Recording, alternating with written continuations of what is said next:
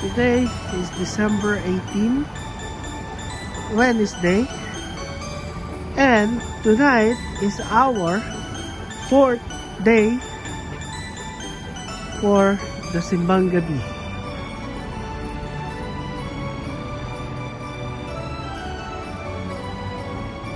So Sunday we got the fog, Monday night we got the rain, yesterday we got the wind, and tonight, Wednesday night, we got mild weather. It's not that cold, not hot. It's just perfect weather.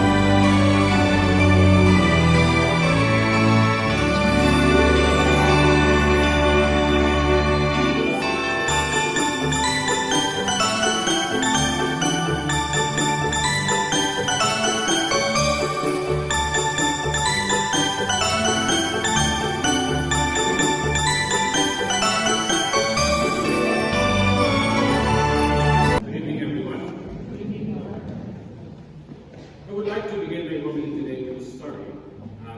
Hindi ko alam kung nakakagay na itong kwento na ito, pero for my considerations, I just would like to begin this with this story. Naalala ko habang binabasa natin yung ating karino ngayon tungkol sa dalawang babaeng baho at nagkaroon ng anak. Meron mga asawa na gusto sila magkaanak, hindi naman siguro sila bao, pero ang tagal-tagal na lang nagpapano at nag-isip at nagpapano magkaroon ng anak, pero hindi sila magkaanak-anak. Kaya ang sabi ng asawa, pumunta kayo sa pari at advice tayo kung anong ating gagawin. At pagpunta nila sa pari, tama-tama yung pari pupunta ng Roma. Sabi ng pari, you came the perfect time because I will go to Rome. When I go to Rome, right away, pagdating ko ng Roma, magsisindi ako ng kandila para sa inyo para magkaanak kayo. And he was there for 10 years. At sabi niya, pinadala kasi ako ng aking superior sa Roma. At di ba lang kung si Father Gabriel yun. At pinagkaan ko sa Roma. At pagdating doon ay sabi nga, nagsinsyo ng kandila. And after 10 years, bumalik siya sa kanyang parokya. At pagdating niya doon ay binisita niya yung mag-asawa.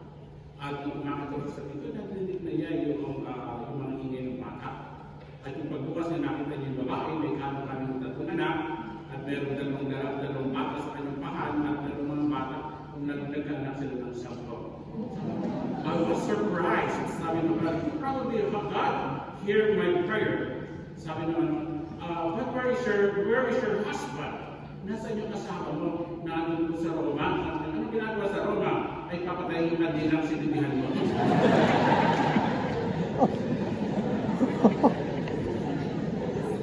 Mga minamahal mga kapatid, ang ating pamilya ngayon, ito po sa dalawang babae na nabaho na pinagpagawa ng Diyos ng biyaya. Pero mga minamahal mga kapatid, hindi sila nawala ng pag-asa. They never lose hope. They know that they are barren. Alam ni Manoah na kanyang asawa ay baog. At alam din ni Zacarias na kanyang asawa ay baog. At alam nila na hindi sila pwedeng magkaanak. However, my brothers and sisters, they keep on praying na magkaroon sila ng anak. It is impossible, pero they still keep on praying. Dasal sila ng dasal na pagkalooban at sabi na nakalisin sana ng Diyos ang kadustaan sa akin. The disgrace that was upon me. They keep on praying. At pagkatapos nga sa unang pagbasa, i-listen very carefully sa ating unang pagbasa, ay dinalaw ng yung asawa ni Manoah ay dumalaw sa kanila at ang sabi niya, sinuko ako ng Diyos at ikaw ay magkakaroon ng isang anak. Magkakaroon ka ng isang anak at pinagkalooban ng Diyos ang iyong panalangin at magkakaroon ka ng isang anak at hindi mo siya pwedeng painumin ng mga alam at mga pagkain bawal. At pagdating nga doon ay sinabi ng asawa kay Manoah ang balita ng anghel.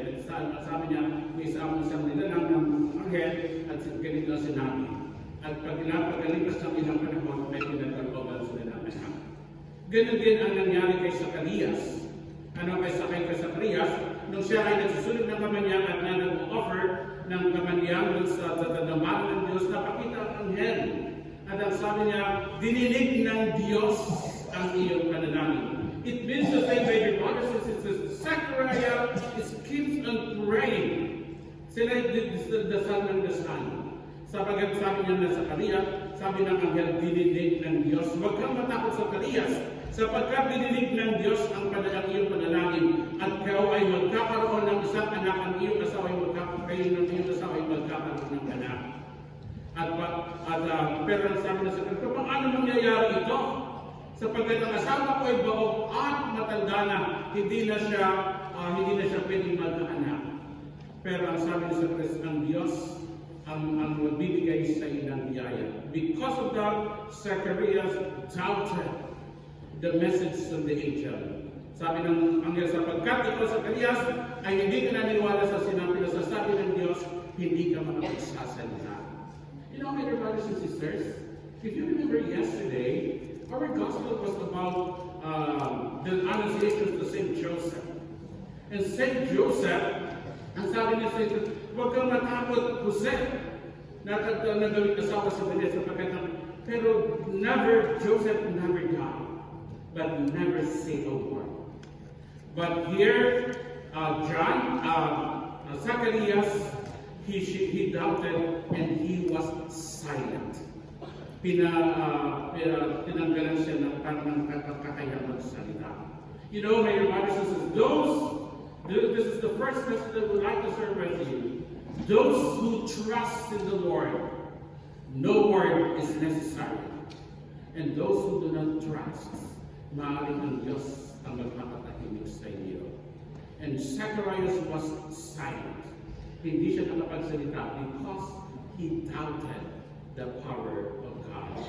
Kaya naman minamahal kapatid sa araw na ito lagi pinapalaman ulit sa atin yung pagtitiwala.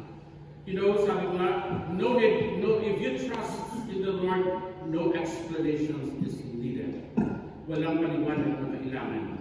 And here, Zacarias, he asked for many explanations. Bakit ang asawa, paano mangyayari? But let us always remember, that sabi ng anghel, there is nothing impossible with God. Kaya naman namin kapatid, kung kayo po ay may hinihiling na panalangin sa mga oras ito sa pag-unang kahit na hindi kayo maisipan natin. Maaaring ang inyong panalangin ay napakatagal na at hindi nyo napakatagal niya at isan nawawala na tayo ng pag-asa. Keep on trusting. Remember, my dear brothers and sisters, David waited 12 years so that his answer will be his prayer will be answered. Abraham waited for 25 years so para magkaroon siya ng anak na Isaac. And Joseph waited for 13 years from his slavery, from nung muli siya ibenta siya hanggang siya ay mga ipinuno sa Egipto, he waited for 30 years. And Noah waited for 120 years to build the ark. And God heard their prayer. Kaya nga mga minamahal ko kapatid, huwag sana kayo mawawala ng pag-asa. Kung akala ninyo, isang linggo lamang sasagutin na ng Diyos sa panalangin. Remember, Abraham, David waited for 12 years. Abraham waited for 25 years. Joseph waited for 30 years. And Noah waited for 120 years. I hope, my dear brothers and sisters, you will never lose your trust in waiting. Kaya naman naman kapatid, because if you think that your answer to your prayers has not been answered, God answers our prayers in His time, not in our time. Kaya naman naman kapatid, huwag na huwag po tayong mawawalan ng pag-asa. Ito yung ipinapanakaan sa atin sa gabi nito. Continue to trust and keep trusting in the Lord. Kaya naman sana at sapagkat God always fulfills His promise. God always, and our prayers is answered with the promise of God. You know, my brothers and sisters, the Bible is a collection of promises of God. If you only read the Bible, it is a collection. It's not only a collection of rules and regulations, ng mga batas and laws and commandments, but it is also a collection of the promises of God. And two greatest promises of God is, I will be with you. Lagi ako ninyong kasama. Kaya huwag kayong mag-isip na Diyos nag-iisa kayo sa daigdig na ito. When you think that nobody loves you, nobody is with you, then let us always remember that God is with us. That God will take care of you. And those are the promises of God. And God always promises, I will help, I will be with you. And those are the greatest promises of God. Yun nga sabi ko, yung pangako ng Diyos kay Abraham, kay David, kay Jose, at kay Noah. Those are promises of God, but God fulfills His promise. And God never fails His people. Kaya namin kapatid sa gabi ito, umasa pa, whatever you ask of God from today, and from, hindi lang sa kayo, ibibigay ang pagkakagal sa inyo ng Diyos. Not in your time, but in God's time. Not in your ways, but in God's ways.